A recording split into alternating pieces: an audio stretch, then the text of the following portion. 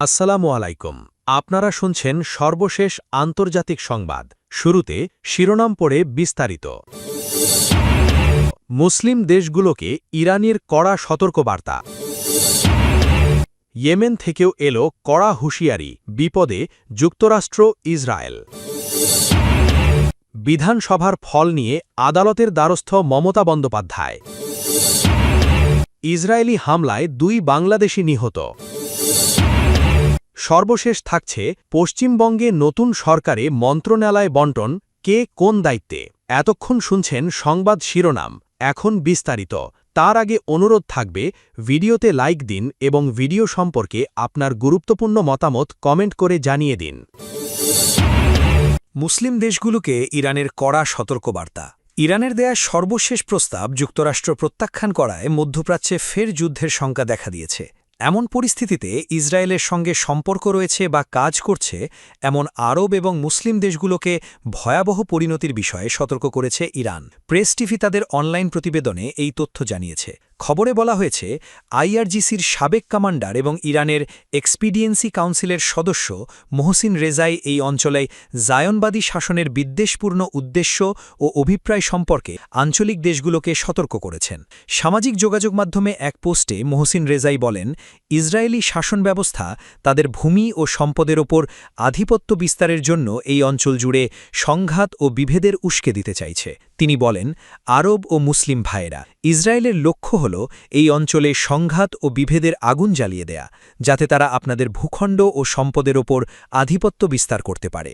ইরানের এই কর্মকর্তা আরও বলেন, ইসরায়েলি শাসনের বিপজ্জনক প্রকল্পের সঙ্গে সহযোগিতার গুরুতর এবং মারাত্মক পরিণতি হবে, বিশেষ করে তাদের জন্য যারা নিজেদের সামর্থ্যের বাইরে উচ্চাকাঙ্ক্ষা পোষণ করছে। তিনি এসব দেশকে সতর্ক ও বিচক্ষণ থাকার আহ্বান জানান। ইয়েমেন থেকেও এলো কড়া হুঁশিয়ারি, বিপদে যুক্তরাষ্ট্র, ইসরায়েল। ইরানের পক্ষ থেকে দেওয়া যুদ্ধবিরতির সর্বশেষ প্রস্তাব মার্কিন প্রেসিডেন্ট ডোনাল্ড ট্রাম্প প্রত্যাখ্যান করায় এবার ওয়াশিংটনকে চরম পরিণতির হুঁশিয়ারি দিয়েছে ইয়েমেনের হুথি বিদ্রোহীরা। সোমবার হুথির মিডিয়া অফিসের উপপ্রধান নাসরুদ্দিন আমের সামাজিক যোগাযোগ মাধ্যম এক্সে এক বার্তায় এই সতর্ক সংকেত দেন। তিনি সাফ জানিয়েছেন, শুরু থেকেই মার্কিন উস্কানি ও একগুঁয়েমি দেখে এটি স্পষ্ট ছিল যে তারা ইরানের প্রস্তাব গ্রহণ করবে না। ফলে এর পরবর্তী ফল যে কোনো মাত্রায় বা যে কোনো রূপেই আসুক না কেন, তার দায়ভার সম্পূর্ণভাবে যুক্তরাষ্ট্রকেই বহন করতে হবে। নাসরুদ্দিন আমের তার বক্তব্যে আরও বলেন, ইসরায়েলি প্রধানমন্ত্রী বেনিয়ামিন নেতানিয়াহুর সাথে আলোচনার পরপরই ট্রাম্প এই প্রস্তাব প্রত্যাখ্যান করেন। তিনি দাবি করেন, ট্রাম্প সত্যকে মেনে নিতে পারেন না বলেই বারবার ইরানের কাছে পরাজিত হচ্ছেন। রবিবার পাকিস্তানের মধ্যস্থতায় ইরানের এই পাল্টা প্রস্তাব ওয়াশিংটনের কাছে পৌঁছানো হয়। আইআরআইবির প্রতিবেদন অনুযায়ী ইরান তাদের প্রস্তাবে যুদ্ধের ক্ষয়ক্ষতির পূর্ণ ক্ষতিপূরণ এবং সকল নিষেধাজ্ঞা তুলে নেওয়ার জোরালো দাবি জানিয়েছে। একই সাথে বিদেশে আটকে থাকা ইরানের সম্পদ অমুক্ত করার বিষয়টিও এই প্রস্তাবে গুরুত্ব পেয়েছে। অন্যদিকে ইরানের এই আনুষ্ঠানিক জবাবকে সম্পূর্ণ অগ্রহণযোগ্য বলে ক্ষোভ প্রকাশ করেছেন ডোনাল্ড ট্রাম্প। তিনি মার্কিন মাধ্যম অ্যাক্সিয়াসকে দেওয়া এক সাক্ষাৎকারে নিশ্চিত করেছেন যে ইরানের প্রস্তাব নিয়ে তিনি নেতানিয়াহুর সাথে আলোচনা করেছেন, তবে ইরান তাদের অবস্থানে অনড় রয়েছে। তাসনিম নিউজ এজেন্সিকে দেওয়া এক সাক্ষাৎকারে ইরানের একটি নির্ভরযোগ্য সূত্র জানিয়েছে, তাদের এই প্রস্তাবটি মূলত ইরানি জাতির মৌলিক অধিকারের প্রতিফলন। সূত্র প্রেস টিভি। বিধানসভার ফল নিয়ে আদালতের দ্বারস্থ হয়েছেন মমতা বন্দ্যোপাধ্যায়। তিনি দাবি করেছেন, বিশেষ নিবিড় সংশোধনের অর্থাৎ এসআইআর-এর কারণে পশ্চিমবঙ্গের নির্বাচনের ফলাফল প্রভাবিত হয়েছে। সোমবার 11 মে ভারতীয় সংবাদমাধ্যম এনডিটিভির এক প্রতিবেদনে এই তথ্য জানানো হয়েছে। প্রতিবেদনে বলা হয়েছে, 2021 সালের ভোটার তালিকা থেকে প্রায় 90.08 লাখ নাম বাদ দেওয়া এবং এর প্রভাব নিয়ে তৃণমূল কংগ্রেস অভিযোগ করেছে। দলটির দাবি, এই বাদ পড়া ভোটারদের কারণে 2021-এ তৃণমূল যে 31টি আসনে জিতেছিল সেগুলোর ফল এবার উল্টে গেছে। এতে ওই আসনগুলো বিজেপির দখলে চলে গেছে। তৃণমূলের সাংসদ ও সিনিয়র আইনজীবী কল্যাণ বন্দ্যোপাধ্যায় আদালতে বলেন, এই ৩১টি আসনের প্রতিটিতে যে সংখ্যক ভোটার বাদ দেওয়া হয়েছে তা আগের নির্বাচনে তৃণমূল প্রার্থীদের জয়ের ব্যবধানের চেয়েও বেশি ছিল। কিছু ক্ষেত্রে এই সংখ্যা প্রায় একই রকম ছিল বলেও তিনি দাবি করেন। প্রধান বিচারপতি সূর্যকান্ত এবং বিচারপতি জয়মাল্য বাগজির বেঞ্চ জানিয়েছে, যদি কিছু আসনে জয়ের ব্যবধান এতটাই কম হয় যে ভোটার তালিকা থেকে নাম বাদ পড়ার কারণে ফলাফল প্রভাবিত হতে পারে, তাহলে ক্ষতিগ্রস্ত পক্ষ আদালতে আবেদন করতে পারে। আদালত আগের শুনানিতেও এ ধরনের আবেদন করার সুযোগের কথা বলেছিলেন। নির্বাচন কমিশনও বলেছে, নির্দিষ্ট ক্ষেত্রে এ ধরনের পিটিশন দাখিল করা যেতে পারে। কল্যাণ বন্দ্যোপাধ্যায় উদাহরণ দিয়ে বলেন, এক আসনে তৃণমূল প্রার্থী ৮৬২ ভোটে হেরেছিলেন, কিন্তু ওই আসনে ভোটার তালিকা থেকে ৫,০০০-এর বেশি নাম বাদ দেওয়া হয়েছিল। সামগ্রিকভাবে তৃণমূল ও বিজেপির ভোটের ব্যবধান প্রায় ৩২ লাখ হলেও ভোটার তালিকা থেকে বাদ দেওয়া সংক্রান্ত ৩৫ লাখেরও বেশি আবেদন এখনও নিষ্পত্তি হয়নি। অন্যদিকে নির্বাচন কমিশন নিজেদের তথ্য তুলে ধরে উল্টো দাবি করেছে।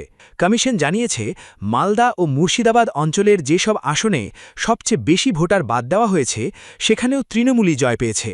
ইসির তথ্য অনুযায়ী সুজাপুরে ১.৫০ লাখ নাম বাদ পড়েছে, রঘুনাথগঞ্জে ১.৩০ লাখ, রাঘুনাথগঞ্জে ১.৩০ লাখ, শমশেরগঞ্জে ১.25 লাখ, রতুয়ায় ১.23 লাখ এবং সুতিতে ১.20 লাখ নাম বাদ গেছে। তবুও এই ৫টি আসনই তৃণমূল কংগ্রেস জিতেছে। ইসরায়েলি হামলায় ২ বাংলাদেশি নিহত। লেবাননের দক্ষিণাঞ্চলের জিবদিন এলাকায় ইসরায়েলি ড্রোন হামলায় ২ বাংলাদেশি শ্রমিকসহ ৩ জন নিহত হয়েছেন। সোমবার ১১ মে সংবাদ মাধ্যম লরিয়েন্ট টুডে প্রকাশিত এক প্রতিবেদনে জানানো হয়, একটি বাড়িকে লক্ষ্য করে চালানো ড্রোন হামলায় তারা নিহত হন। নিহত ৩ জনই ওই এলাকায় কাজ করছিলেন। এদিন জিবদিন এলাকায় এটি ছিল ইসরায়েলের দ্বিতীয় হামলা। তাৎক্ষণিকভাবে নিহত বাংলাদেশি ২ শ্রমিকের পরিচয় প্রকাশ করা হয়নি। ঘটনাটি নিয়ে বিস্তারিত তথ্য জানার চেষ্টা চলছে। এর আগে দক্ষিণ লেবাননের ৯টি গ্রামের বাসিন্দাদের অবিলম্বে এলাকা ছাড়ার নির্দেশ দিয়েছে ইসরায়েল। দেশটির সেনাবাহিনী জানিয়েছে, হিজবুল্লাহর অবস্থান লক্ষ্য করে সেখানে বিমান ও গোলাবর্ষণ অভিযান চালানো হবে। পশ্চিমবঙ্গে নতুন সরকারে মন্ত্রণালয় বণ্টন, কে কোন দায়িত্বে? ভারতের পশ্চিমবঙ্গে নতুন সরকার গঠনের পর ৫ জন মন্ত্রীর দপ্তর বণ্টন করা হয়েছে। ভারতীয় জনতা পার্টির নেতা দিলীপ ঘোষ, অশোক কীর্তনিয়া, ক্ষুদিরাম টুডু, অগ্নিমিত্রা পাল এবং নিশীথ প্রামাণিককে নতুন মন্ত্রণালয়ের দায়িত্ব দেওয়া হয়েছে। মন্ত্রীদের দায়িত্ব বণ্টন: বিজেপির সাবেক রাজ্য সভাপতি দিলীপ ঘোষকে গ্রামীণ উন্নয়ন এবং প্রাণী সম্পদ মন্ত্রণালয়ের দায়িত্ব দেওয়া হয়েছে। এই দপ্তরটি গ্রামীণ অবকাঠামো, পঞ্চায়েত ব্যবস্থাপনা ও পশুপালন খাতে গুরুত্বপূর্ণ ভূমিকা রাখবে বলে জানা গেছে। বনগাঁ উত্তর আসনের বিধায়ক অশোক কীর্তনিয়াকে খাদ্য মন্ত্রণালয়ের দায়িত্ব দেওয়া হয়েছে। এই দপ্তর খাদ্য সরবরাহ, রেশন ব্যবস্থা এবং জনকল্যাণমূলক খাদ্য প্রকল্প বাস্তবায়ন করবে। রানীবাঁধে বিধায়ক ক্ষুদিরাম টুডুকে অনগ্রসর শ্রেণী কল্যাণ মন্ত্রণালয়ের দায়িত্ব দেওয়া হয়েছে। এই বিভাগে শিক্ষাবৃত্তি ও সামাজিক উন্নয়ন কর্মসূচি পরিচালিত হবে। আসানসোল উত্তর আসনের বিধায়ক ও দলের পরিচিত নারীমুখ অগ্নিমিত্রা পালকে নারী ও শিশু কল্যাণ মন্ত্রণালয়ের দায়িত্ব দেওয়া হয়েছে।